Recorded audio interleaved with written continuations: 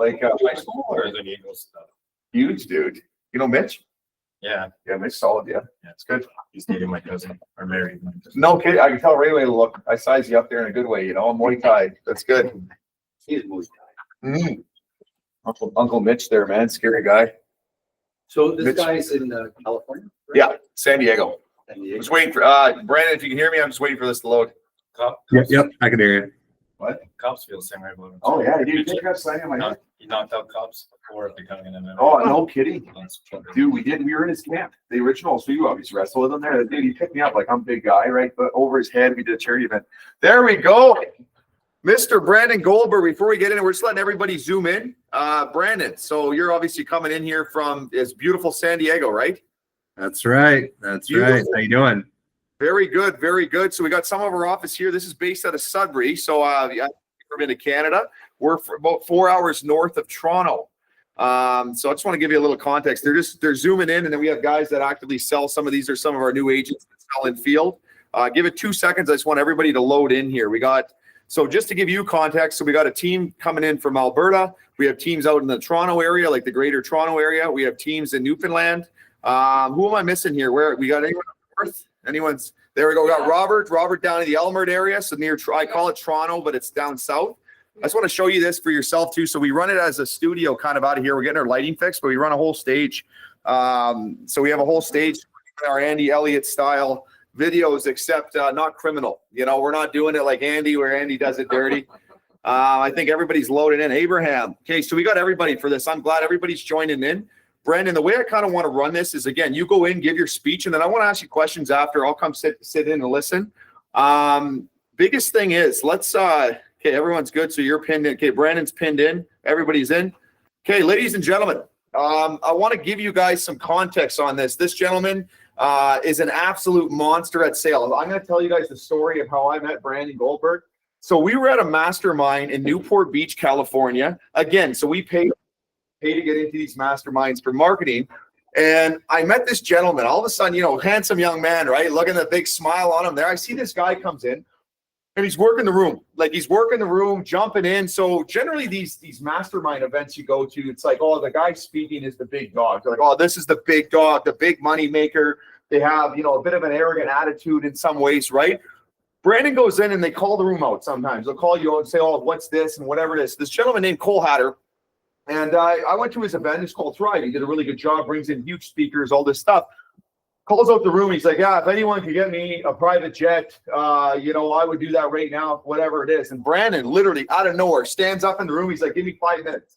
Literally give him 5 fucking minutes, picks his phone up, and he's like, yeah, here, I'll facilitate a Learjet for you right now. 2 seconds. And then obviously called his bluff, like basically the big dog in the room sitting there, right? Calls his bluff, whatever it was. That was the one mark in that same event. He set up a facilitated jet. Like, who does that? Who could do that? You know, that's the hustle. That was step one. Then the second was, and this is a testament to this guy's character and the reason I brought him in, comes in and that same guy, Cole Hatter, another thing. He's like, if someone was to give me $100,000 US too, so we're Canadian, right? US, that's a lot of money. $100,000 US, and I'll make you $1 million guaranteed. Like I'll literally make $1 million for you. Would you do it? He fucking stands up in the room again. This is another thing. Stands up. He's like, I'll give you $10,000 right now as a deposit, which then that guy, Cole Hatter, ripped him off, which is terrible. This is why the field's a little bit dirty, whatever it was. That is Brandon freaking Goldberg. So this guy has years and years of experience, helped over customers. And Brandon, you said you've done over $1 billion in funding for mortgages. Over $1 billion. So I want to give a huge warm welcome round of applause for freaking Mr. Brandon Goldberg. Brandon, take the floor, man. Yeah. Thanks so much for having me. I'm really only doing this for Connor here. He's kind of become a friend of mine, and it's been awesome to watch him grow. So it's cool to see, the team here that's out there doing the work. I got a little bit of background on kind of what you guys are doing and that sort of thing from Connor, but I really do want this to be interactive. So, if you have something to say, whatever, obviously jump off mute if you want to throw it in the chat, if you're on on Google Meet or whatever it might be. But, for me, if any of you have any kind of like top objections that you're getting, number one complaints that you have, biggest issues, whatever, Connor's not going to hold it against you.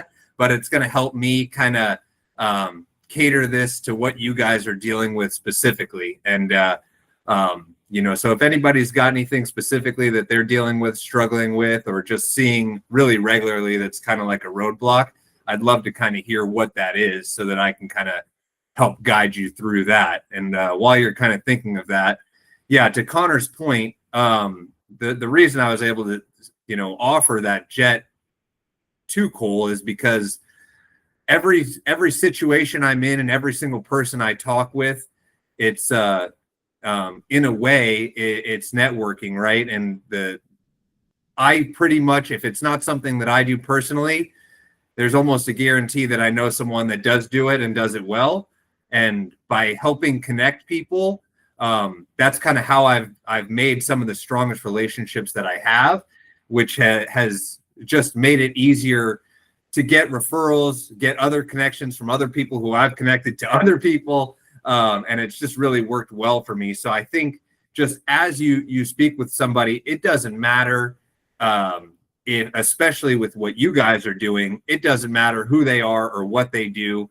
If they don't use a service that you guys provide, I can guarantee they know somebody that does. So I would just enter into every single conversation that you have with the goal of understanding kind of like who they are, what issues they might have, and then kind of racking your brain to think, is there somebody I can connect them with to help them with this issue? Because when you help somebody, then they're willing to help you in return, just like I'm happy to do this for Connor. I really don't necessarily have the time for it, but when somebody helps you, you take the time to help them. So that's kind of the first thing. But I hope have any of you guys have any kind of like top objections, big hurdles that you guys face on a regular basis, or anything specifically that you think would be valuable or helpful for you guys? Guys, pipe in. Somebody throw one at him. Or else one of you guys throw an objection that everyone's facing. Hey, I got one. Yeah. The town that I'm in right now is undercutting us by $30. So the Okay. top objection is cost. Okay. The products are relatively close and the service is relatively close. How would you get around that? Yeah. Yeah. Well, the first thing, you're saying the product's close and the service is close. What is the difference between, let's say, you and that, competitor that's willing to basically undercut your price? Like gig or like megabytes. I think we're talking like 250 megabytes of a difference. Okay. So the first thing I would say, I'm not an expert in your field, right? So talk to me like I am a customer, right? So like, what does 200 megabytes mean? Like, is that like how fast it loads for people, or like, does does not having that 200 megabytes lead to a problem, like, drop fallouts or drop connections or things like that? The 250 megabytes can matter. It depends on the demographics that you're talking to. A lot of older people don't really care about it. A lot of the younger folks, they want it for the gaming. It's the speed that you get for the delivery, basically from the pole to your home, and it allows you to have high speed internet or like a lower speed of internet. So ours is higher speed, but the democratics that we're dealing with in this town don't really care for speed. Okay. So are they already with that competitor, or they're deciding between you and that competitor? They're already with that competitor. Okay. Well, there's a pain point there, because otherwise they wouldn't meet with you. Yeah. Right.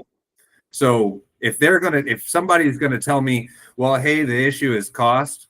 Look, I know your time's really valuable. So if the cost is a concern for you, then I can tell, there's a reason that you'd want to meet with me. I'd like to understand kind of what is the reason that you took the time to sit down with me today. In all likelihood, they experience some kind of issue, or maybe they say, hey, I was just trying to see if you guys were cheaper or something like that. And, something I've learned in my life is not everybody's your customer. Right. So if I have that conversation with them and they sit down with me and they say, yeah, I was just trying to see if you were lower than these guys, there, you know, this is what I'm paying now, and your price is $30 higher. I would explain to them, hey, listen, I don't want to take up too much of your time. I know it's valuable. The reason that a lot of people want to sit down and meet with me is, you know, and then you have XXX value proposition. In this instance, I like, just based off this short conversation with you, I would say a lot of people specifically reach out to me because they're having issues accomplishing what they're wanting to do. Maybe they have a grandson or a child who does game or does whatever streaming service requires this thing. I would say what I'm going to do is take down your contact information. So if we ever have some kind of promotion and can save you money, I'll definitely reach out to you and walk you through how we can save you money. In the meantime, who do you know that games that does this kind of thing? Because that is kind of one of the things I want to get into is how to increase conversion. And the number one way to do that realistically is to get a kind introduction, right? So if you can be honest with this person and say, hey, listen, if you have the conversation with them, obviously understand all that goes into it. But if you can say, hey, look, I understand the only thing that's important to you is saving money. And at this moment, I can't help you do that. I'll do X to do that when it's possible. Then it's easier to make an ask to give you a connection to somebody that you're not going to deal with that objection that you can't overcome, because there's always going to be people out there that only are going to nickel and dime you forever. I think things are a little different in Canada, where mortgage rates are pretty much the same regardless of where you go. Believe me, every single person I speak with, their number one concern is what's the interest rate, and I don't have the lowest interest rate. I convert a very high percentage of them. Those people who are going to go to 1,000 different carriers, or 1,000 different loan officers, they probably will find a lower price out there. And I'm willing to accept that and make better use of my time by either trying to get a connection from them to someone who I can better serve, or just moving on to the next prospect, right? If you have the conversation with them and you have a good understanding of what's important to them and how they're making a decision, and you know for a fact that they're not going to go with you, you can establish a lot of goodwill with somebody by telling them, hey, listen, believe me, I would love to have you as a customer, but it's not in your best interest, and I want to do what's best for you. These are the people I can serve best. Do you know anybody? That will establish a lot of goodwill that can, get back to you, because price is always gonna be an issue. That's always, think about yourself. When you go out to buy something, you want to know how much it's going to cost, and you want to know if you can get it somewhere else for cheaper. But if you can be a resource to this person and help them, then it's easier to make an ask, and they don't have to spend a penny to connect you with a person or make an introduction. And you can make it even easier by having a templated introduction that they can send to them and say, hey, this person helps these people do X, and I thought they might be able to help you. Happy connecting, and then let you take it from there. And I think you'll find success there. Unfortunately, you're not going to get everybody. And so if you get somebody that's just a cheap ass, sorry, I don't know how we talk here, but I swear all day, we vape in here You too. said a bad word. yeah. If somebody's a cheap ass, I'm willing to identify that and understand that this person's likely going to go with somebody else. Just, I don't know what cell carriers you guys have out here. Like there are cell carriers that you can get unlimited everything for $15 a month out here. I still pay like $150 to go to AT&T, but there's plenty of people that'll just go to whoever is the cheapest, and you have to, instead of beating yourself up and trying to figure out how can I change this person, figure out are there connections of these people that are the right fit for me, and also is this a dead end and should I move on? Just be honest with yourself. A lot of times, usually pretty quickly in a conversation, you could tell what kind of customer you're dealing with. And if that's their objection and there's no way around it, like there's no way that you could say, like for me in a sales situation, usually if somebody says, okay, I'm, only willing to pay this, then it's like, okay, can I work backwards and maybe offer them, you know, a portion of the service and get to their monetary goal? But in a situation, if that's not a possibility, then I would, you know, for one, figure out when it's time to exit and move on. But before doing that, I would, kind of explain to them, first off, how you're being a resource to them and not trying to just sell them on something that they don't want and wouldn't buy anyways. And then use that goodwill to get a connection to somebody who would be your ideal client.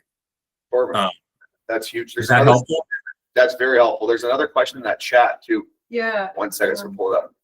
Bessie asked, how do you deal with stereotypes? I mean, people that would stereotype you without caring to understand what you're offering. The door-to-door stereotype stigma. The stigma behind like being a salesperson, greasy salesperson, door-to-door salesperson.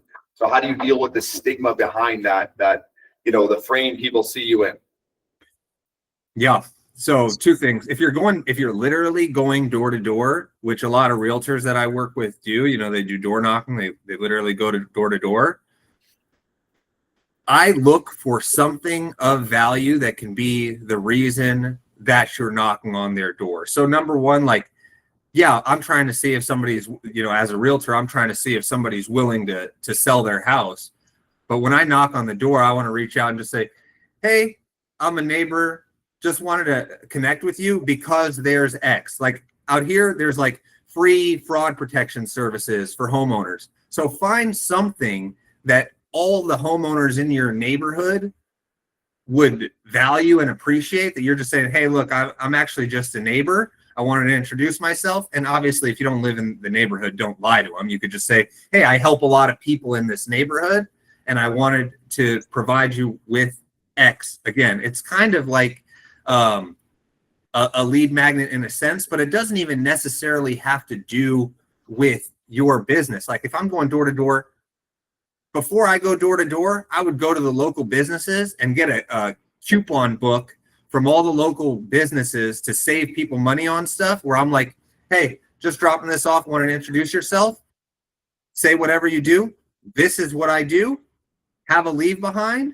And then depending on if you already have their contact information or not, you could then follow up. Also, like when you are originally knocking on the door or calling somebody, acknowledge where the person that you're talking to is coming from, right? Because if you knock on my door, I'm like, fuck, man, I'm busy. Like, don't bother me. When I call somebody, if it's ever a cold call, the first thing I say to people is, hey, hate to call out of the blue.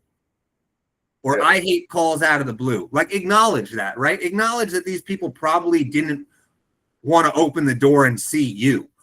You know what I mean? Like, it's life. They're not these, you know, and the more that you can kind of see things from their perspective and think like, okay, if somebody knocked on my door, what would like get me to have a conversation with them before slamming the door on their face, right? Like, you know, out here we get a lot of, there's like spam callers that are like, hey, you know, your car warranty is expired or something like that. Find one of these kind of like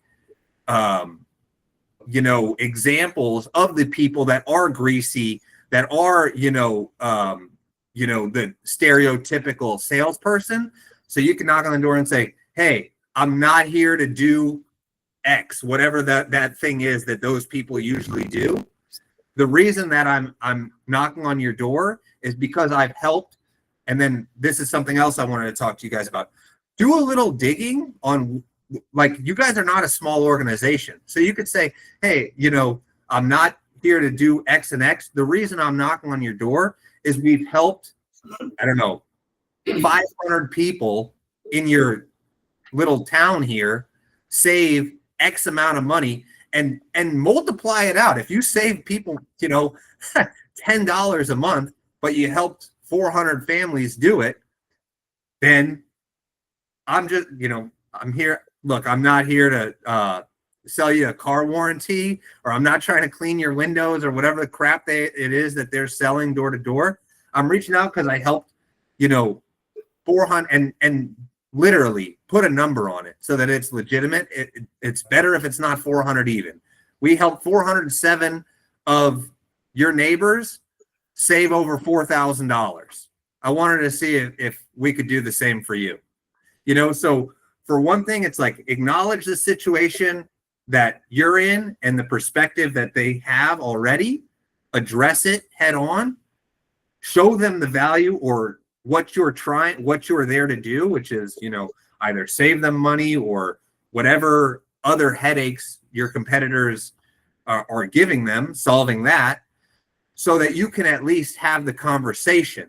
And, you know, that is, you know, I don't know kind of what your guys' sales process is. Like, if I'm cold calling somebody or I'm knocking on their door, I don't expect them to have the conversation necessarily with me right now. After I say, hey, you know, hate calling out of the blue, I want to introduce myself because I want you to know that the emails you've been getting from me are coming from a real person. I know you don't have time to talk with me right now. I want to, the only reason I'm here is to introduce myself. Like, when's a good time to see if we can save you X? Or when's a good time to see if we can do this? Make the ask as easy as possible for them to say no and have as little possible friction between you guys.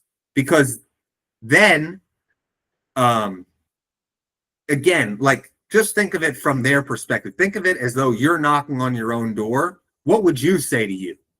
And if the answer is, you know, you would hang up or you would close the door or whatever, then let's work through it and figure out how can we kind of change the way we're presenting it so that we're there to help these people, because whatever help it is that you're providing, most of these people are going to be happy to receive it so long as you're presenting it in the right way.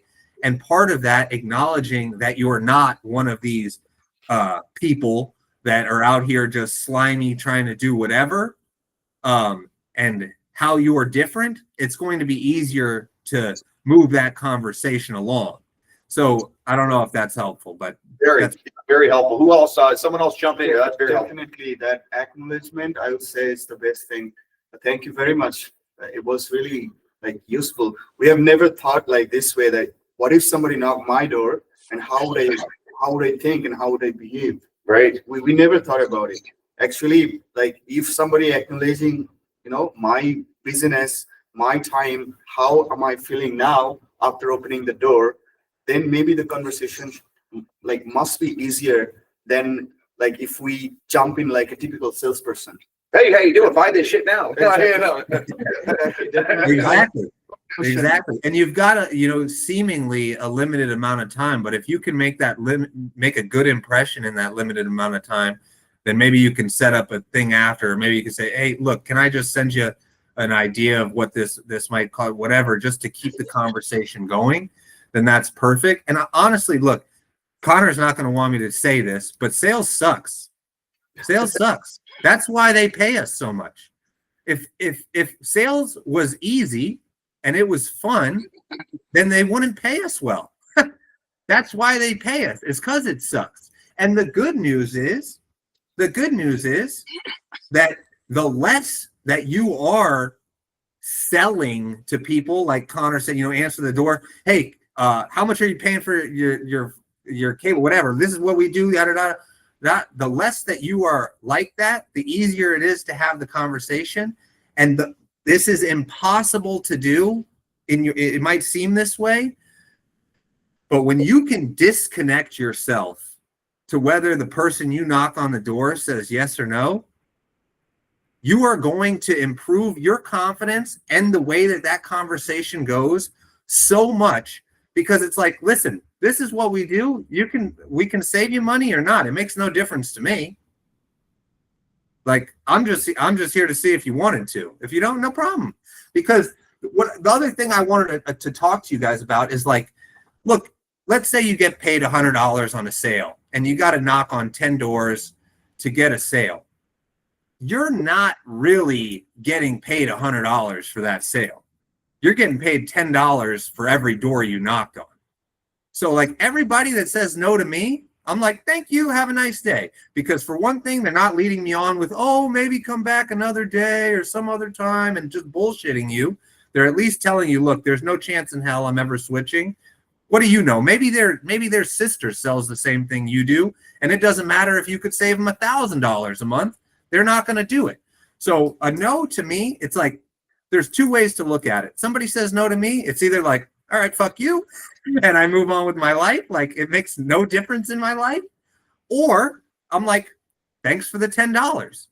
And as you get better, as you disconnect yourself from the sale that you're making, and you make it more of just conversations with people to tell them what you do, how you've helped other people, get a better idea of what they're going through, if there's ways you can help them. Again, maybe they've got an issue with, I don't fucking know,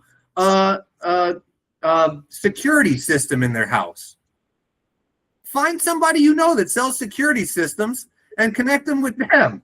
Just help in some way. And the more that you do that, your conversion is going to go up and up and up, so that instead, let's say you're making 5 sales out of 10 sales.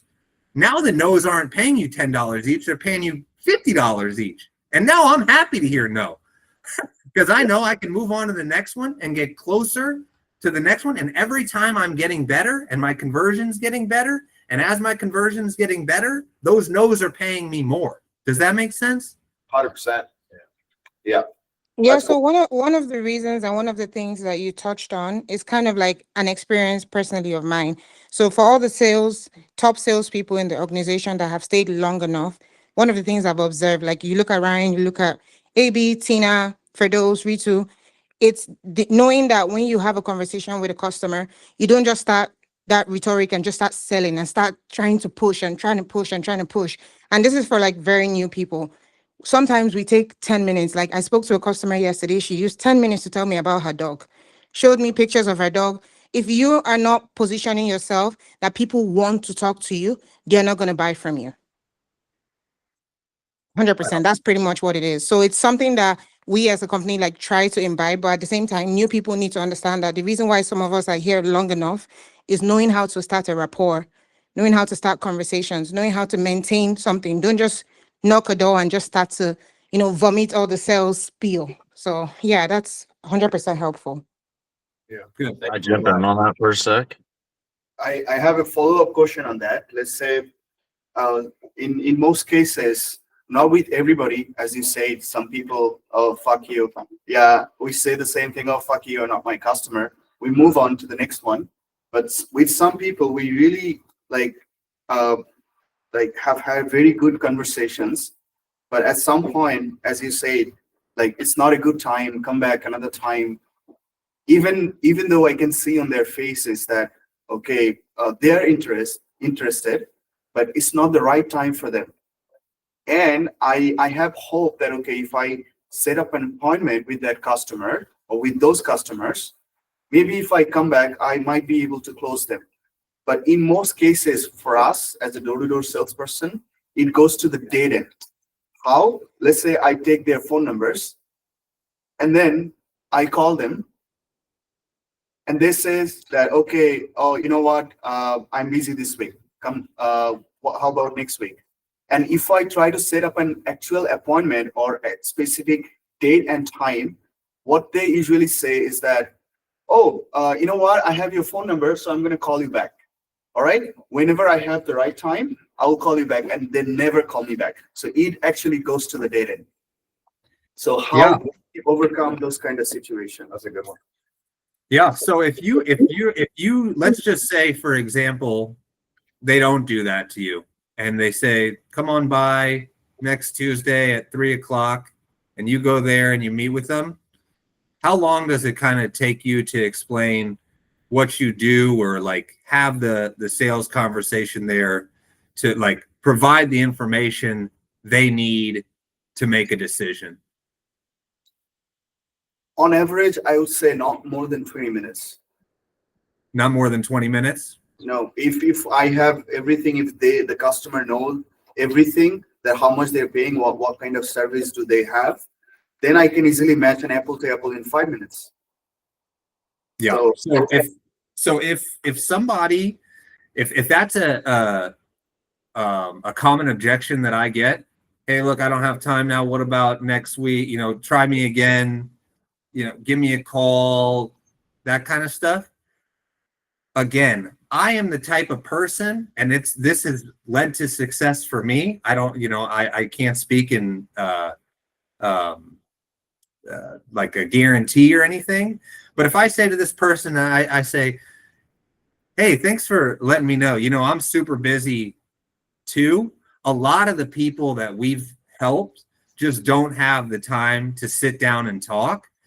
So if I could just get a couple of pieces of information from you, I could put something together so we don't even have to find a time that works. How does that sound? And then you could either have, like, I have things for like a 1 minute meeting in a box that I give to people who don't have time to meet with me, where it's like some of these people you probably don't even have to have you probably don't even have to have as long a conversation as you think you do, right? But if they're giving you a smokescreen objection of like, hey, you know, I just don't have time for this right now, and you say, hey, look, totally understand. To be honest with you, I don't have time either. I was just coming here to introduce myself. These are the pieces of information I need to see if we can save you money. Like, and figure out what the easiest next step is. I don't know how hard it is for them to get this together, but if you could say, do you think you can get this together like over the weekend and email it to me? I'll just follow up with you next week. Make it as easy and frictionless as possible for them. If you can, like, for me, and again, you don't necessarily own your own business, but like for me, I have a landing page for everything. Like, somebody wants to shop their insurance, they don't have time to call a bunch of insurance agents, whatever. I have them go to a website, answer 6 questions, and I send it to an insurance agent. They quote it, I send it to them, and that's the end of it. As opposed to having them, you know, make all these calls and do all this stuff. Like, if you know you only need these 2 pieces of information to see if you can save them money, it's like, okay, if I don't use up any more of your time and I can save you money, would you make a switch? Yes. Okay, well, the only thing that I need from you to see if that's possible is this. And then if it's not something they could provide at that time to you, say, when do you think you can get that over to me? It's no rush. Again, you're disconnected from it. You don't need them to say yes right now. Just make sure that you address the objection. Hey, you don't have time right now? No problem. I've got a short do-it-yourself in 5 minutes version here for you. And again, acknowledge, look, I don't have time either. I was literally just dropping by to introduce myself. I didn't know you'd be so interested. This is all I need to find out if we could save you money or not. When do you think you could have it to us by? Is that helpful? Yeah, That's really good. So how it actually, those leads actually are going to the dead end is that, like, when we push them a bit harder to set the appointment as soon as possible, that's when it goes to the dead end, right? So we have to be Indifferent. Indifferent. Yeah. I got it. Sorry, we had a Just couple got more. one thing. Oh, go ahead. So in my past career, right? So one thing, when the client said they didn't have time today or right now, or whatever the excuse is, and you allow the client to try to navigate when the next appointment's going to be, you're never generally going to get the appointment. What I always used to say, well, I'll tell you what, if I can't do it today, I have next Tuesday at 10:30 or Thursday afternoon at 2:00. Do one of those times work for you? If you can get them to commit to you to a day and a time versus them giving hot air, you're going to probably get an appointment quicker than allowing them to control when the next appointment's going to be. Try to give them 2 alternatives and keep it limited and see if they jump on one of those opportunities. Open. Yeah, and you can literally take your phone out, right, and say, all right, let's find a time that works for you. Yeah. Let's put it on the calendar right now. You could throw it in your phone, send them an invite, and take care of it that way. My experience is that a lot of the times that they're saying they don't have time, they're just trying to get you to leave. Yeah. That's not really their objection necessarily. This is things that has worked in the past to get people to leave them alone, right? So if you can provide an option that eliminates that, and it's like, and they're like, oh no, I don't want to get all this documents together, then it's like, okay, hang on a second, is that, like, address the elephant in the room. Like, you can say, like, after, like, if you ask, like, okay, well, when, let's take a look at when might work for you next week, right? And you've got your phone out there and you're like, what are some days that work for you? And they're just kind of like, I don't know, give me a call back. You could say, hey, look, sometimes people just don't want to take the time to look into this. Are you interested in saving money on your ex? Like, let them say no. Like, it's okay. It is okay if their answer is no, because again, you don't want to just hound this person and now you're wasting your time calling them next week and the day after that because they didn't pick up when they said they were gonna, and over again. Like, if the answer is no, let's get to know ASAP so you can move on with your life. 100%. There's another question on there too. Yeah, we Brand, that's actually great. got. I got a couple in the chat, so this is great, Brand. That's Yeah. great advice. So I got Tina says, how do you, so again, you're doing door to door. It's a grueling one. It's just like cold calling, but you're in people's faces, right? It's tough. So she wrote, how do you stay motivated when facing challenges? So as a door to door agent or as anybody selling, like when you're facing challenges, me and you trying to sell this AI, just meeting 100 people, how do you overcome that? How do you stay motivated? This isn't helpful to you, but I'm just intrinsically motivated. I'm like, I'm not going to lose. Right. So I would think more so then it's kind of like, it's more exhausting in the sense that you're going, and again, this has more to do with conversion. You go to 10 doors in a row and they all slam the door shut in your face. It's not necessarily a continued motivation thing, but then I'm thinking, okay, what can I do different? Like, break it down. Like, what can I do differently in the first 10 seconds to get him to not close the door on my face? And then once you're past the intro and starting with the conversation, I think it was Bessie that said this. Like, once you're in there and you've had the conversation, then if you're running into objections and things that you can't handle, when I walk out the door or get off the phone and I didn't handle something well, or I got something that I couldn't get around, I'm writing that down and I will take the time to make sure that I've got a better answer for when that happens the next time. And now it's a game to me. It's like, look, like I love for somebody to tell me like, oh yeah, I don't have time. I'm like, oh yeah, I know. That's why I already said when I called you, I know you don't have time for me. Like, that's why I have this 1 minute video I want you to watch to see if it's even worth chatting. Like, whatever it is that you're getting, that's like a no or a rejection, objection, whatever you want to call it. Like, to me, that's like a clue on how to get better. Like, how can I, if I have something like that, I'm thinking, how can I never have that again? Like, how can I avoid this in the future? And maybe that's brainstorming with other people. There are successful people in your organization that, whether you get a sale or not, is not going to change their life. So they're probably pretty happy if you say, hey, I keep getting this thing. Like, what do you do when people tell you this? See what they say, because all the objections, for the most part, that you guys are getting, I would venture to guess, is like the first question was. They just think you're some salesperson and they want to say no as soon as possible so that they don't have to buy it. I don't like salespeople because I'm a salesperson, so I'm easy to sell. I'll buy every fucking thing. Like, anytime somebody sells something to me, half of it, I'll buy something just because I'm like, damn, good for you for picking up the phone and actually calling me. So like, these people, they might not even have contemplated that you could help them or what you're going to do, whatever. They're just giving you whatever objections come to mind to get you to hopefully say, okay, have a good day and leave. And then I would say, the goal then, if that's the case, and you're finding out that in fact, it's not that they didn't have time or that it costs too much money or whatever, it's actually that they just didn't want to talk to you, then it's more of a, okay, what can I say in this first 10, 15 seconds to get a friendly conversation going where they're at least willing to hear me out? And then you'll probably see the amount of those smokescreen objections get lower.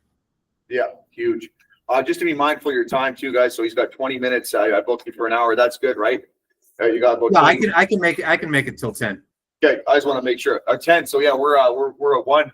No, that's awesome. Okay, so the next question is from a real estate perspective, how do you qualify your customers based on actual interest or just lukewarm responses? And then put in brackets, getting you to come back several times. So in real estate, it's pretty simple because if you want to buy a house and you really want to know how much you qualify and what your monthly payments are and that sort of thing, I'm not going to give you any information until you complete a full application and we pull your credit, which shows at least a pretty solid amount of interest. And if they're not at that point yet, I have like a 3-minute qualifier that people can go in, answer like a quick quiz and see what they might qualify for. So that's like, if they'll at least take 3 minutes to fill that out, I know they're like somewhat interested. And then I have a follow-up sequence for those people to get them to actually get pre-approved. And once they enter the pre-approval process and are willing to get their credit pulled, it's pretty common that they're willing to. Now, if somebody in your guys' situation is just dragging you along saying, okay, this is good, come back this day, whatever, like I would say, you know, like, what are you hoping for me to show you in the next meeting? Like, do they think you're gonna bring fireworks and, you know, provide a show? Like, if they might need a friend, you know, you might knock on somebody's door that's 70 years old, doesn't have anybody to talk to. Yeah, come by every week. I love it. But if they're never gonna buy cable or whatever it is, like, then I would find out before agreeing to the next meeting what they're hoping to get out of it, so that you can either tell them, okay, great, I'll be prepared, and then you'll close it that day. Or you can tell them like, hey, like we've talked about just about everything I have to discuss. Like, what do you want to talk about? Maybe you can have that conversation then and either close it then or again, move on. Yeah, huge. Okay, that's awesome. That's great. We got another one that says, what's a practical step we can take to strengthen our mindset relationship with the customer? Like This one, it's Practical step to strengthen relationships with the customer. yeah, to strengthen your relationships. Yeah, kind of build a rapport, strengthen it, so they're like, okay, this person isn't just selling me. Yeah. So, I mean, part of that is going to like finding something of value that you can provide people, whatever it might be, that your reason is. But like, try to think of it like, get an outsider's opinion. Like, I wouldn't go to my mom or like a close friend because they're just going to lie to me and make me sound good. Like, oh yeah, I'd buy it. You know, that type of stuff. But like, when you call somebody that you're friendly, like not friends with, but you're friendly with, like, how do you have that conversation? What do you talk to them about? Is there something that's relevant to most people that you could bring up? You know, I try all different kinds of stuff. I would say, hey, your neighbor is kind of an asshole. You know what I mean? Like, I was told by somebody else, you know, to reach out to them and see if I could help. I just rang the bell and they were super rude. Are they mean to you? Like, have a normal conversation with people. That's like, how do you establish a relationship with anybody? You ask them questions about them, about their house. If you're knocking door to door, you have a lot of information about these people. You know what their house looks like, how they decorate it, maybe what sports team they like. You know, like, there's so much information that you can gather and just make a comment on and then just shut up. When you are quiet, people hate silence. So they will talk to you. Like, they don't want to sit there in a quote unquote awkward silence. I will sit on the phone with somebody, they finish talking. I put my phone on mute when other people are talking so that if I like go to interrupt or whatever, I can't. You know, if you're like, you know, even that stuff like, you know, normal conversation. So if somebody's talking, you say, oh yeah, whatever. Like, you can cut them off without meaning to. And they'll stop talking. Say whatever. Oh, hey, love this thing in your front yard. Oh yeah, we bought it on overstock.com. It was on sale, yada yada yada. Oh, okay. Well, for one thing, in my mind, I'm like, oh, these people like to save money. They're buying shit on overstock. Like, and then just keep the conversation going. Oh, okay. Well, what made you get that type of fish? Maybe their uncle used to fish that type of fish. I don't know. But if you just have the initial conversation is like, and don't get me wrong, are most people, when you start talking with them, there are gonna be people that say, like, what are you here for? And those people, you can tell them, yeah, I'm here because we've saved your neighbors over X amount of dollars, and we wanted to see if we could do the same for you. I was just introducing myself, trying to get to know you. It's hard for somebody to be a dick when you are being overly nice to them. That whole kill them with kindness thing is very real. First of all, I have enormous teeth, which helps me.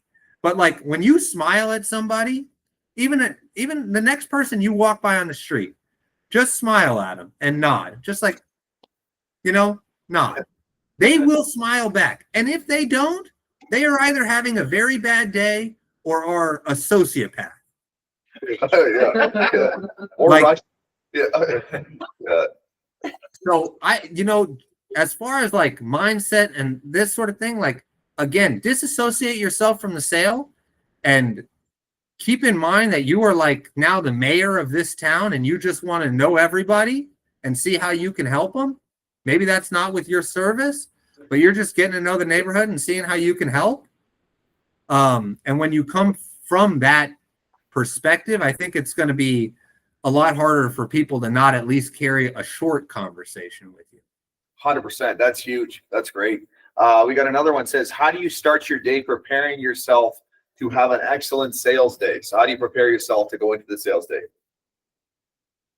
I wake up early. I drink my pre-workout. I do some work while it kicks in. I go to the gym.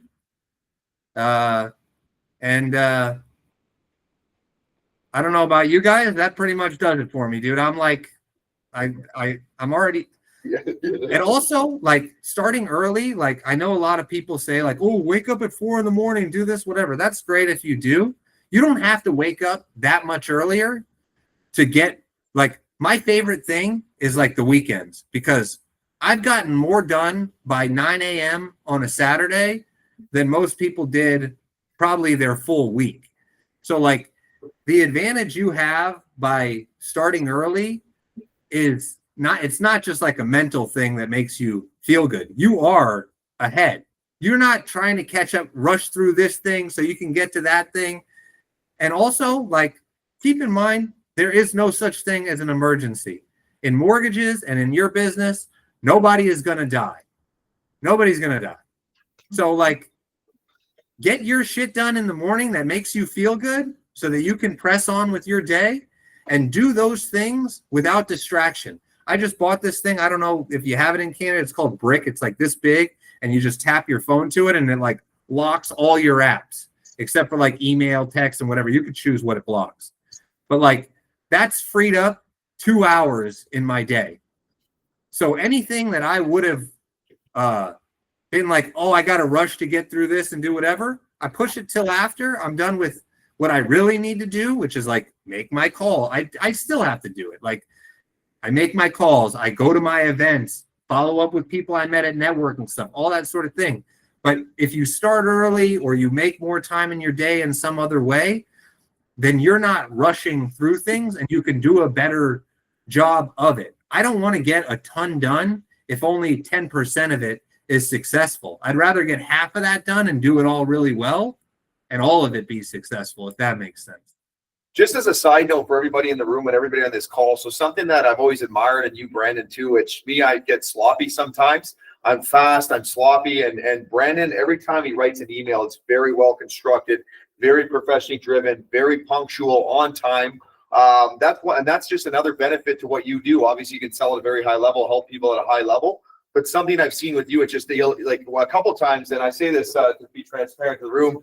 I had Brandon as a client. He reamed me out for, any accountability. He's all about, our core values, accountability, responsibility, where he's like, this is dog shit, Connor. I know you can do this better, or, you're not responding on time, not valuing time properly.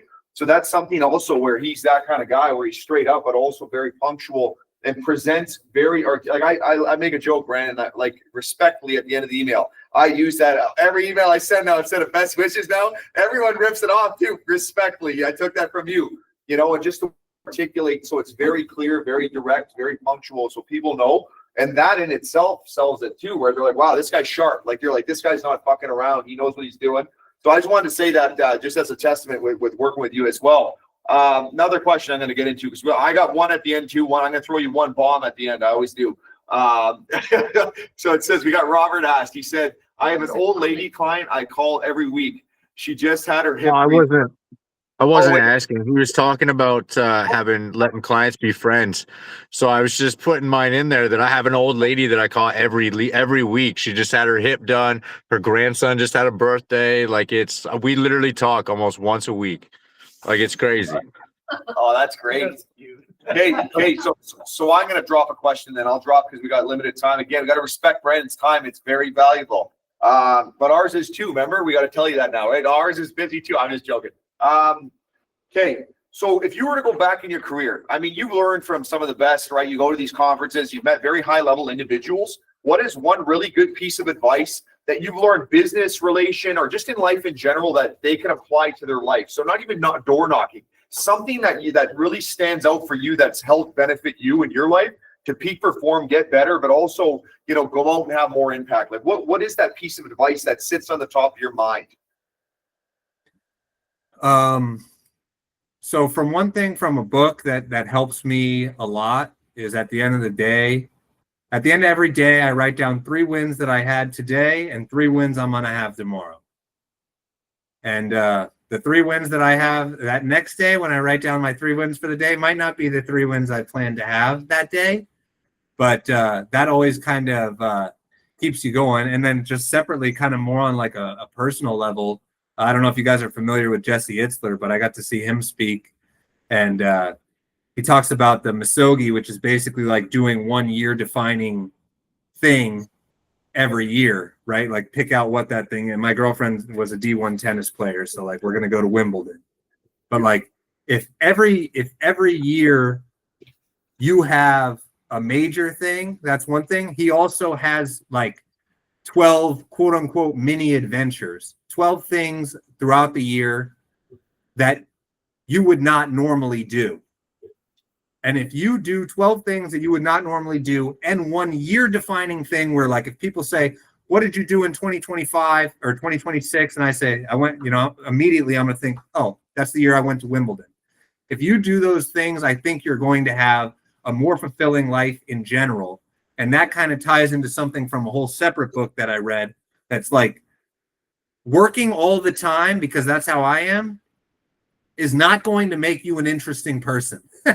Like nobody wants to hear that you worked a lot. Nobody hears whatever. Like when you talk to these people on a day-to-day basis, if you're sharing something that you did over the weekend, like, oh, you should check this out. I just did this over the weekend, whatever. That is a person that is so much easier to have a conversation with than you say, how's it going? You say, good, just, you know, working a lot. It's like, okay, cool. Like this guy's got nothing for me. Like not everything is work, and you guys should have your own personal lives outside of that and things to discuss. So it's kind of a combination of things, but those are some that I use on like literally a daily basis or have like incorporated in my life regularly. Huge. Matt's got a question here. Yeah, just going about on what you just said, would you say yourself, are you defined by your work? Do you work to live or live to work?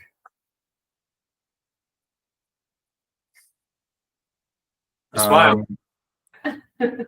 Honestly, dude, I think I was put on this planet to work. Like that's just who I am. That's what I enjoy. That's when I feel like I'm fulfilled, like I have worth is in the business space. But I am starting to learn, and part of that is through like having this year defining thing or trying to do something once a month that I normally wouldn't do. I'm finding that in terms of what is gratifying and what's important in life, if I found out and I don't go to the doctor because I don't want to find out something's wrong with me. I figure I'll be fine if they don't tell me. But if I went to the doctor tomorrow and they said, look, you're going to die in 2 weeks, I would have a huge regret about the hours I've invested in building businesses and selling and just work in general, working overtime when I work for other people. You know, anytime they ask you to come in, you do it. I'm not saying you shouldn't do those things, but there were times that, like, I was in the, you know, like, I sacrificed a lot of things that I might regret if I didn't get the opportunity to have again. Like, I had a very close friend, unfortunately, about 1.5 years ago die. And since then, I do still work every weekend. I do work Saturdays and Sundays, but I will not, like, agree to an in-person meeting or do something that, like, I could take calls from anywhere and be anywhere and do whatever. I'm not going to miss out on times with the people that I love for something. Like I said, there's really no emergencies in my business that could likely wait. So I'm finding a balance. I definitely value work, and I have historically always lived to work.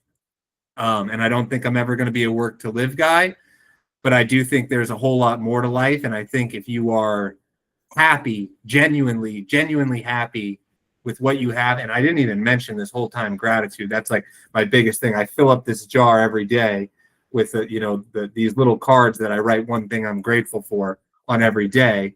Like, that's a huge thing. But I think there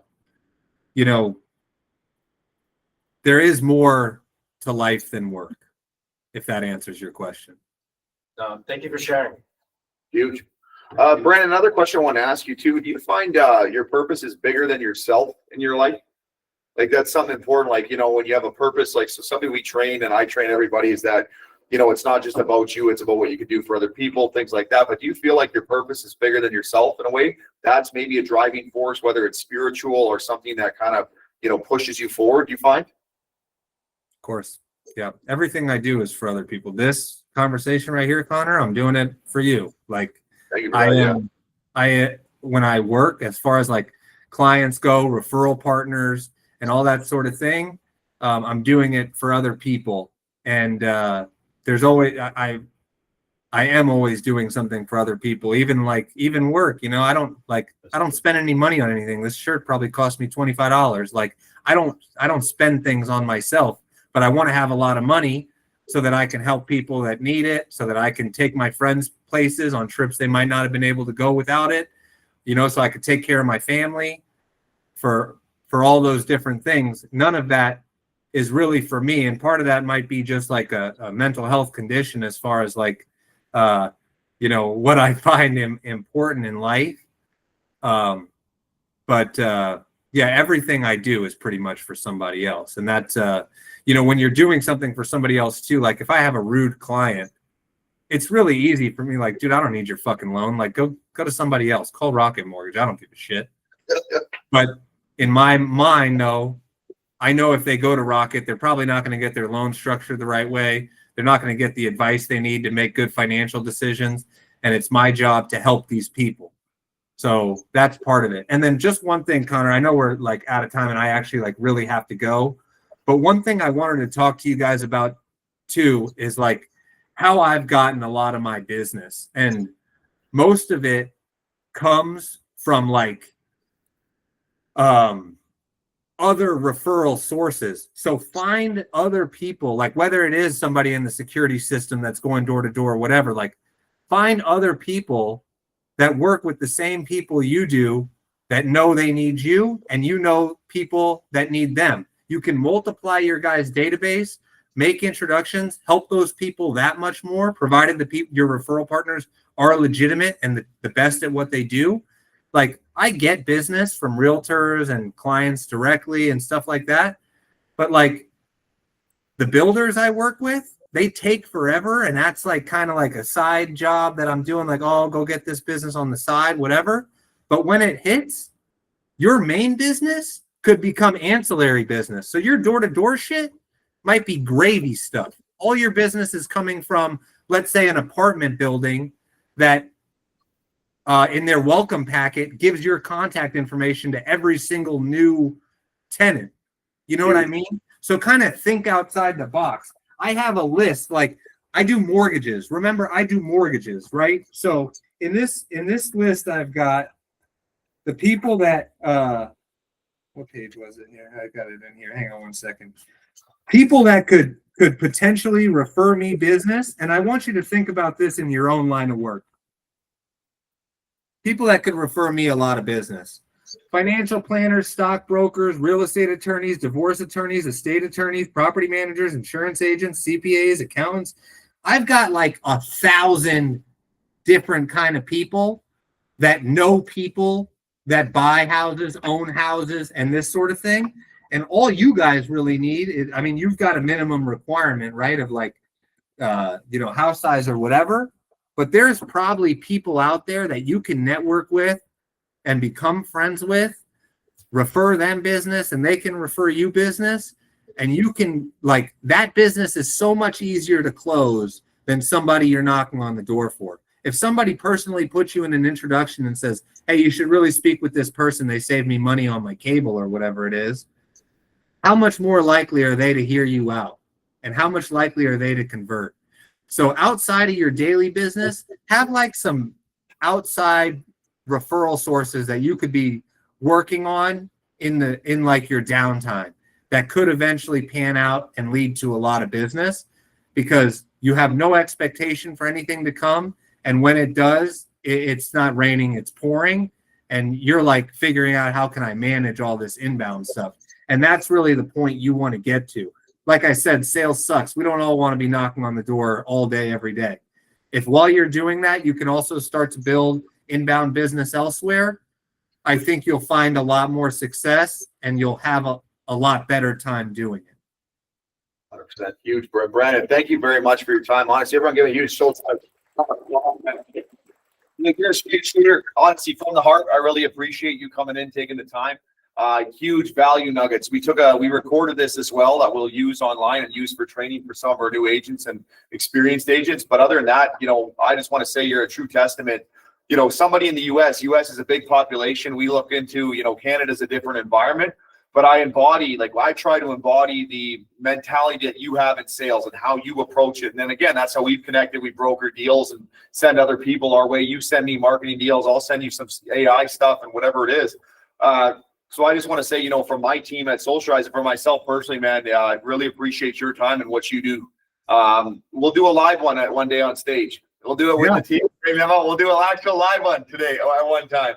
I'll come down. I'm down. Just do me a favor, Connor, share my contact information with everybody. If you have individual, like one-off situations, maybe today you go out and knock on somebody's door, you deal with something that you remember, oh yeah, I deal with this all the time.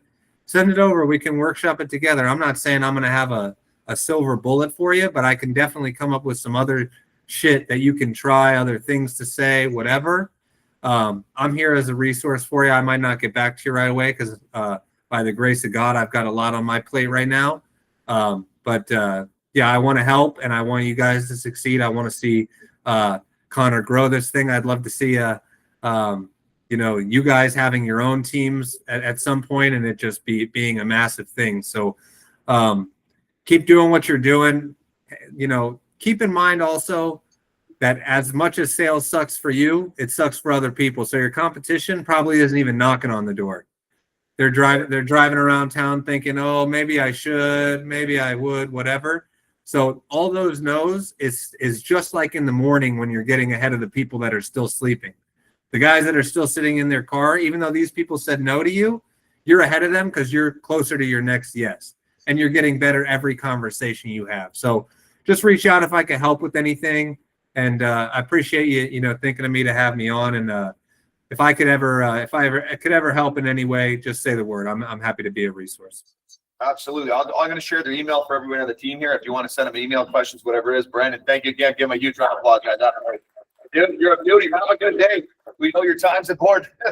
Yeah. Hey, listen to me. I know you were joking, Connor, but your guys' time is important too. And respect that.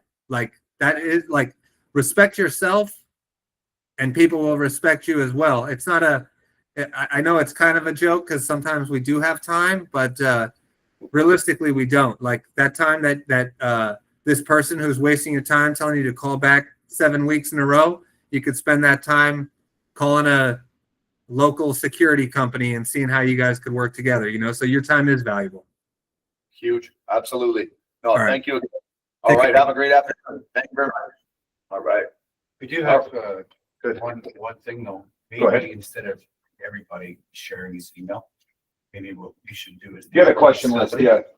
And then send it to one person, and that one person can send it off to him. Totally. So he's not getting, 15 people. 100%. Maybe you can just kind of streamline it for him. Absolutely. Like, let's say it'd be Agro. Yeah, Gabriel, for sure. or it'd be Yeah, you, flip it or to be me and I'll this. send it off. Yeah. Yeah. So if you guys have questions, send them all in. We can come up with something really simple, like somewhere you send your questions.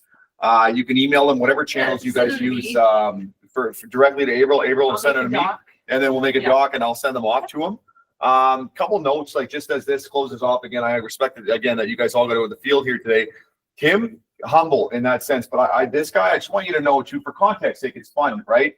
Guy's a very professional, right? Presents, but straight shooter. One of the things, his key things in business, just like straight to the point. I watch him where a couple times with me, again, like me, I'm all over the place, right? Where he'll fucking call me right out. And that's something I believe it's like, so if, Mark's screwing up or I'm screwing up or Reddy's screwing up or you're screwing up, that's something that I found with him that really made him stand out. So I've done, one of my claims to fame too is the same thing he does is I'll just introduce people. I'm like, okay, hey, so Brandon, I have a lot of people I've met on the US and Canada or in Australia. Brandon's like, I'm like, here, you got to meet this Brandon Goldberg guy. I don't know why, but he does mortgages. He does not going to sell you anything, but you guys need to connect. And the leaders are the ones that connect people, and then it opens up. It's like, oh, wow. And then all of a sudden they'll go do a deal. They'll go do something. So I have a buddy of mine we're going to bring in. So I kind of want to give you guys some context, kind of get you excited for some of the lessons. These guys are all high level. But I connected all the people I'm bringing, going to be bringing in the following weeks. He's met. So a buddy of mine named Riley. So he works with Disney. Crazy. Like he works with Disney. They sell an AI software that eventually could wipe out what we do. Cold calling. It does cold calling via AI. Records all your stuff. So this young man, I met a same thing at a mastermind group. And this is why it's key to go to events like this too. I would go to these events and meet people from all over, be like that crazy Northern Canadian guy. This guy, Riley, comes in. So I did a deal with Brandon and this Riley guy for this AI software. So Brandon's been trying to sell it to everybody, but again, doesn't have time. So he does the introductions. It's a long pipeline. Eventually we'll sell it like just directly out for Riley. But same thing, he has a very interesting sales approach. The one thing you're going to know though, what I want to make as final notes, all the underliers, they're not selling, they're helping. You'll notice that trend that they're not selfish, that every single person is doing it for something bigger than themselves. You'll notice that. That's the thing. It's like guys that are just money makers, that's easy. You're going to find it's easy. You're going to go make money. Like everyone on this call, you'll make money. Like, okay, this is easy, but it's the purpose behind what you're going to do that's going to drive it. Every one of them will have that underlying trait. You'll see something that, again, embodies that I've taken to socialize and whatever. It's not just us. It's that core value line that they bring. We're like, okay, and the accountability. Don't, if you screw around, you screw up. We're going to tell you, be accountable to yourself, be professional, because you don't want to give anybody an edge, right? So if I'm not professional, if I'm always presenting, I'm leaning back and whatever it is, I'm giving someone a reason to say, okay, I'm not going to do business with you or I don't like you. I want to get to a point. So myself personally in my life, one of my goals is I want people to actually get pissed off in the sense to say, well, I can't jab you anywhere. I don't have anything. Yeah, the guy said, I don't like this guy. That's fine. You don't like me. It's okay. But it's not going to stop what we're doing. Don't give people reasons to do, those type of things. In his case, like for him specifically though, like if you notice the one thing I picked off, like again, he's got very good little nuggets of information. But even in those events with high level people, like that sounds like bullshit too, by the way, high level people. It's not people that want to make money and they're marketers and whatever. I want to say it like that. But even in those rooms, he was able to stand out. Every one of the people that I'm going to bring in, they're just like me. I stand out in the room, right? You want to be able to stand out in the room, be different and not arrogant, but you want to ask questions, engage with people. So Goldberg, like you're sitting with all these guys and they come in and it's all whatever. And he stood right out. I'm like, holy crap, I got to meet this guy. And just as a laugh. So he says, he's like, he's not selling, but it comes in. He has multiple companies. Comes out with gives people something. He has a whole box of T-shirts. It says Hustle. My partner still has it as like a night, like going to bed or night T-shirt, and he wears it. Like he came out. He said, "Take these T-shirts." He's giving everybody T-shirts. He's giving out business cards. I'm like, this guy's working the whole room. And then I'm like, man, I'm right away. I'm like, I gotta meet this guy. Another one I'm gonna bring in, his name's Jay Duran. Did the exact same thing as Goldberg, works with very high level, like entrepreneurs, CEOs, BS, like talked about culture. Same type of personality where they call him out in the room and he stands up and he fucking hammers them. And those are the people I love, where they respect the authority, but challenge at the same point in time. Say, hey man, your ideas aren't the way it is or whatever it is. So I think you guys got some good value from all this. He was good. He's got some solid information, not generic. It's different. Again, and that guy, I say this as a fun thing to you. And the way you want to look at this is like always respect and love, and we're all there. But like Goldberg's a killer. Like he's coming out. If you sold against you, like you actively were going to sell against a guy like that, like he's coming in. Like it's like, okay, he's going to find a referral network. He's going to go knock more doors than you. He's going to work harder. But those are the strategies. That's the mindset that they have, where he's like, I'm going to outsmart you. I'll work you. I'll do this. So then you have no way. There's no excuse. He's the no excuse type stuff. So those are kind of the notes that I have on a lot of that stuff. So leverage it as best as you can. I had a conversation yesterday with Bessie directly. So with Bessie's goals, right? So they're out, our test pilot yesterday. So we have our guys in Newfoundland, we have our guys in Toronto, but Alberta launched this week. Okay. So I know I haven't had a meeting with you guys, but Alberta launched, that's a huge stepping stone, right? We're going into the West Coast. We've actively sold there before, but as a company, it's a milestone. It's a huge position. So they came out, they did 10 yesterday. They did, I think it was 7 the day before. So forgive them a round of applause. Yeah.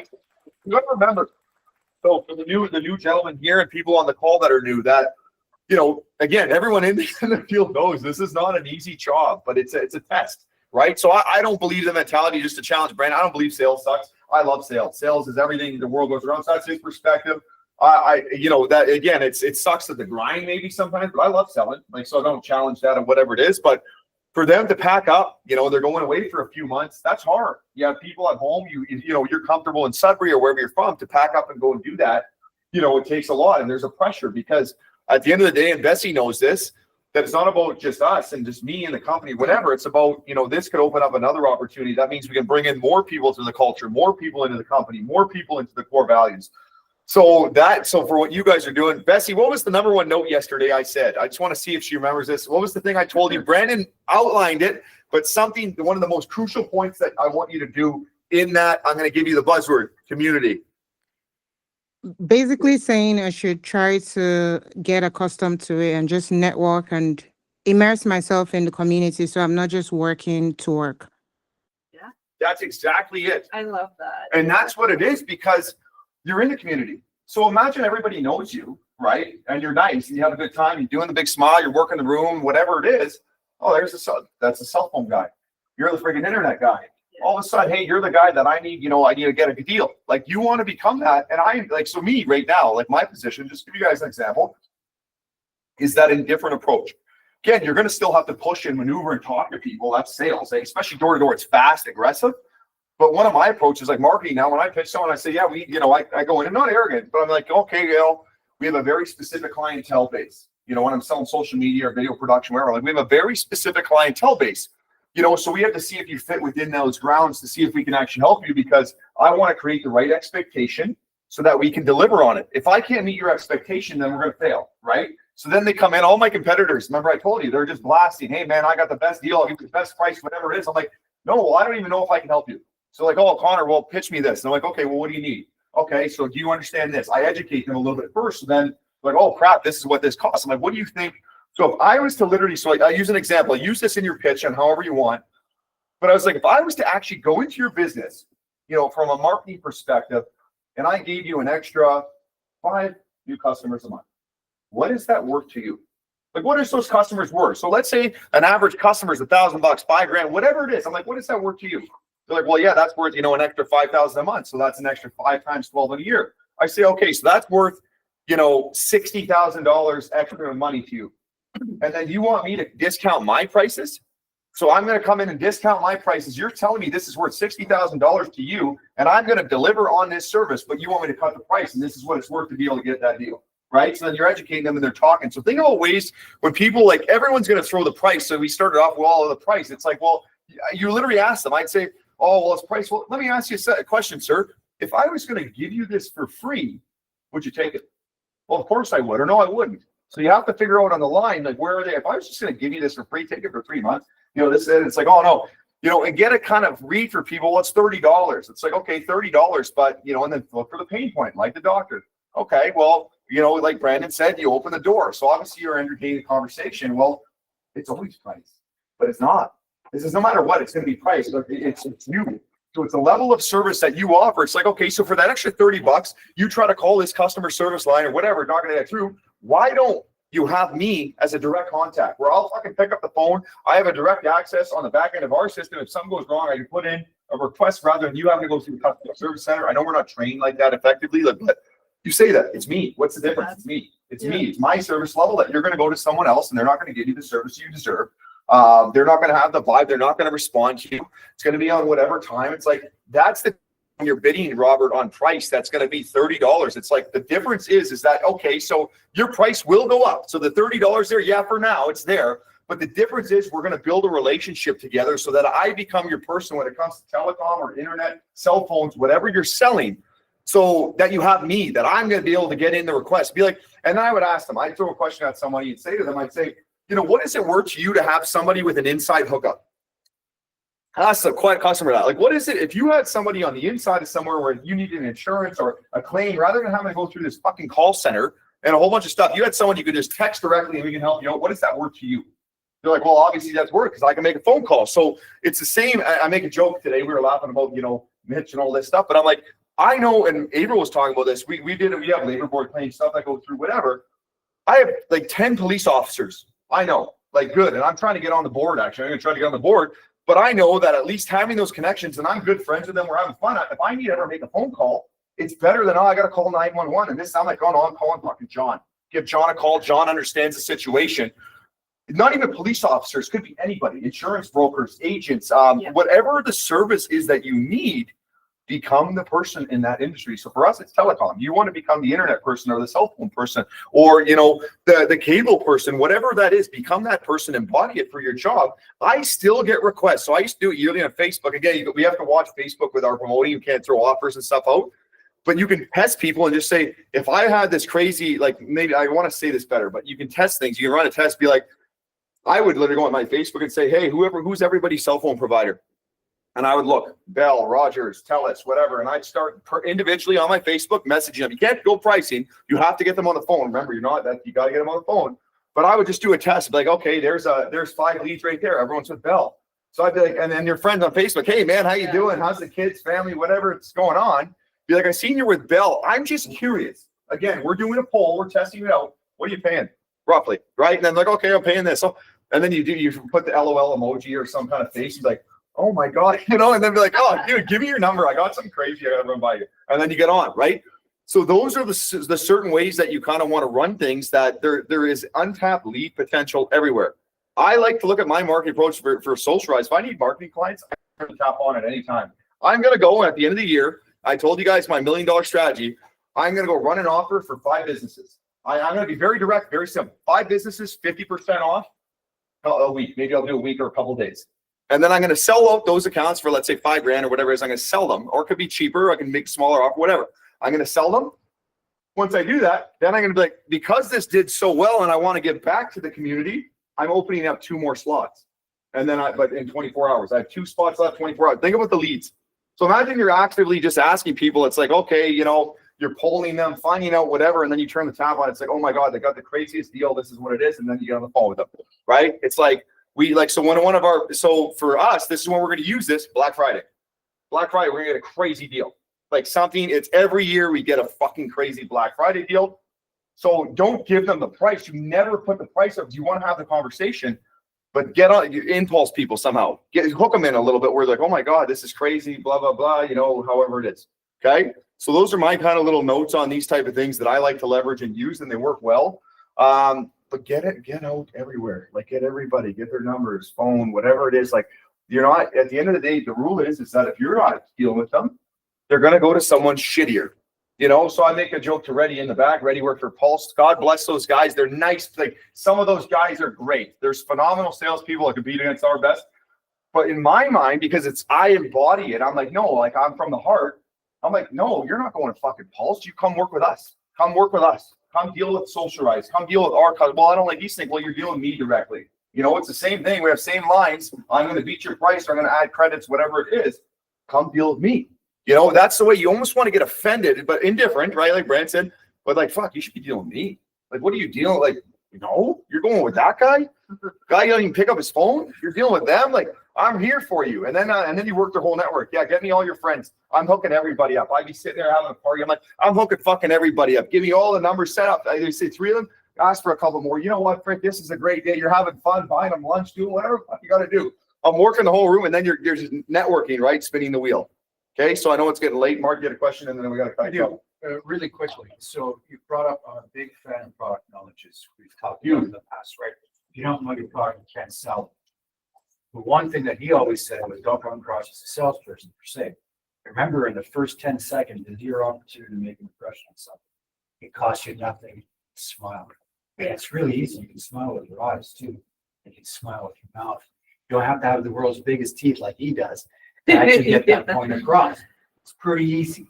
But if you can disarm them, because they're coming to the door like, what do you want? Right? If you can disarm them. I did say this a long time ago. Remember, people love their pets more than their children. Okay, so remember that too. It's very important.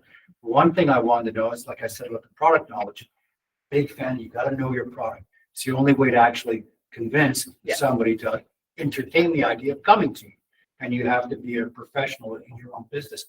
My follow-up to that is, so there are a number of companies you just listed off that do the same thing that we do. Yeah. Have we provided the staff maybe a cheat sheet based on some of the things that we might be able to counter that objection with quite quickly? We got And maybe that, there might be 3 points. Well, I if you're think gonna go to the- them. Yeah, Hold they on got a it right second. there. Well, you do. Hey, yeah. But it might be, I think that's a good addition. though. I'd like What somebody to makes just bust out in Social front of the Rise table. different. Yeah. I think that's something we miss because That's we're talking about how huge, is Eastlink different, how are How we we different? We different. don't work Yeah. for Eastlink, we work for Social Rise. Right. Here we go. Don't forget that. I like that. That's We'll add some bullet points. that's money right there. That's the money there. It's a moment. And then it's yourself too. It's like, okay, like this, but then another one I actually just thought of on that with the cheat sheet too. But it's hard because it's always changing, but we should have something where they're like, hold on with this. And it's like, well, here, funny enough, we'll scan through here. Well, you're with Bell.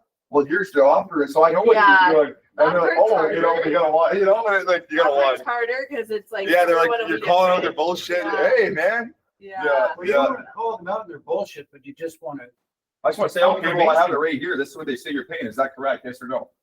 No. Oh, well, Yeah. actually, you're paying more? Right. You're paying more? And you're stuck on this? Here, let me in the house. Make me some dinner. Come on in here. And then, yeah, if I can go in, okay? Okay, guys, but that's Calling out it. their bullshit all the time. That's it. We eat it for breakfast. It's good. It tastes good now. Fuck, I've been eating so much bullshit my whole life that it actually tastes good. Frick, I'm looking forward to my bullshit tonight. I gotta go teach tonight at the college there. I'm gonna go hear all their bullshit about, well, this is this, and I'm gonna tell them. I'm going right into the college. It's a marketing class. And I'm gonna go and I'm gonna say, okay, my AI is smarter than 85% of people. What's gonna make you different? And then they're gonna sit there, well, what do you mean, Connor? I work hard. I'm like, fuck, this guy works hard. You work hard. He does too. What's gonna make you different? And then, well, I'm gonna sit there and be like, there it is. I'm looking for that person in the room that's gonna be like, I'm waiting for the person to jab right back. So, but keep rocking, guys. Rock and roll. Christmas party. We got to get the guys up from Toronto for this one too. I'm getting this plan I'm trying to lock it in. We're gonna do. They have this. It's called Lady Dragon VR. So I have like the big punch machine. They got like all these VRs. Like you can actually walk on them. It's in the downtown mall, which we don't really want to go, but I mean, who cares? It'll be a Christmas party. So we'll get that set up. I'll get you guys some dates, okay? Before Christmas sometime. Before Christmas. So probably the second week. And then I'm doing an event too, which I might time it where I can get you guys up and then we'll do the Christmas party at the same time. You guys can be part of our event live stage and then do the event as well. It'd be really cool, you know? So rock and roll, guys. Damien, I never met you, so nice to meet you there, okay? Rock and roll. Where are you, Markdale, Toronto? Yeah. I always say Toronto. I'm Markdale. Okay, man. Well, rock and roll. You guys need anything, you let us know. We'll bring you guys up here. You know, I feel like I got to acknowledge the guys on the road here that are down south that I haven't met you guys. So it's close to me that we got to meet Robert, Sean, Damien, now that you're new too. It's I think that's important to me that whether I got to get my ass down there, that's probably what it is. I got to get my ass down there. So See, I was Okay. gonna call you out on that. I'm the lone Elmer person left. When you Yeah, coming to that- see me? I gotta come down. I actually will. I gotta make it happen. So that, or I'm gonna get fucking lazy and just bring you guys up and pay for it.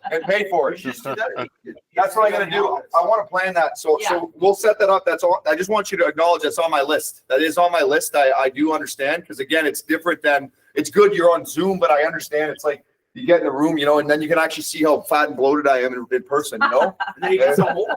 Yeah. My beard hides all mine. Yeah. There you go. That's the way. Yeah. And feel free, if some opportunities come up, we can fly you guys out too. These guys crush it, right? I want to throw that out there for those guys. Those opportunities are still away. I have another one coming up too, but I don't want to. There's another two. I don't want to extend the dopamine. I just want to it's just one at a time. Alberta needs to crush it. That's the rule. I do one thing fucking right, then we go to the next one. Let's do it like that, and then we go in. But lots to go around. But so we'll do the Christmas party and the event. So aim the Christmas party December 9th, probably that area at that time. I'll plan that. Don't confirm my wife. She needs that one to make sure, because I'll book the wrong thing, and then April will yell at me too. And Again? and then the intern's gonna give me a hard time. I'm just joking. All right, guys, have a good day. Okay. Next week. Take care. I'm bringing either Riley, or he's coming in from Australia. So his time, I got to figure out his time difference, or Jay Duran. I'll bring in one of the two, but same thing. I'll pick a date. I'll do the Wednesday. I'd rather do it where I do a full meeting with you guys, and then I bring them in another day. So maybe Tuesday, Wednesday. So we'll confirm that. Cool. All right, let's Have get fun out out there. there. Guys, let me go to the bathroom. Go crush it. I gotta go bad. Drink too much water. He's a wrestler. He knows we got a,